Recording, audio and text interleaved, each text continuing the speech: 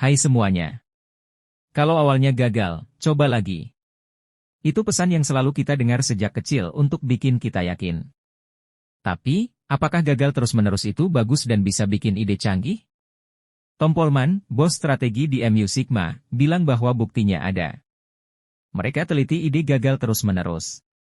Bisnis yang berubah cepat membuat perusahaan harus selalu cari cara baru lewat inovasi sambil jalan, katanya. Laporan dari MU Sigma tunjukkan bahwa gagal dengan cepat dan terus-menerus itu cara terbaik dan kunci buat sukses di bisnis. Peneliti di MU Sigma sebut itu sebagai kekuatan dari eksperimen ekstrim.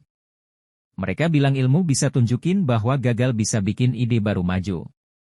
Ini cara yang banyak diambil oleh orang yang kerja di farmasi, ilmu material, dan mobil.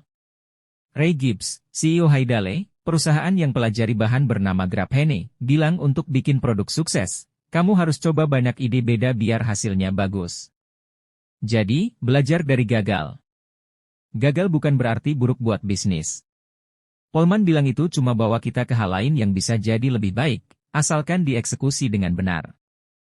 Bahkan perusahaan top kayak Apple juga punya banyak gagal sebelum sukses.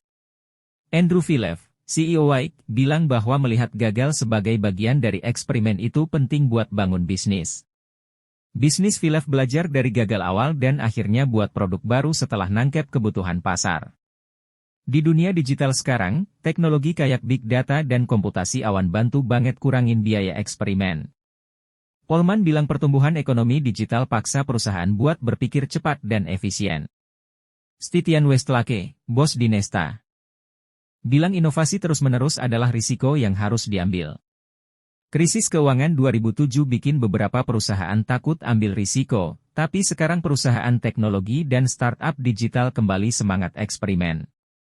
Dalam industri piranti lunak, inovasi terus-menerus jadi mungkin karena biaya eksperimen lebih murah. Westlake bilang industri yang berubah bisa eksplorasi lebih banyak keuntungan dan ambil risiko. Contohnya, industri mobil sekarang bisa update software mobil teratur, kayak update software di ponsel pintar. Pendekatan inovasi sambil jalan juga diambil oleh sektor retail, musik, dan farmasi. Polman bandingin inovasi kayak melempar anak panah ke papan yang gerak, di mana perusahaan bisa coba melempar lebih tepat atau lempar lebih banyak buat tingkatkan kemungkinan sukses. Terima kasih sudah menonton.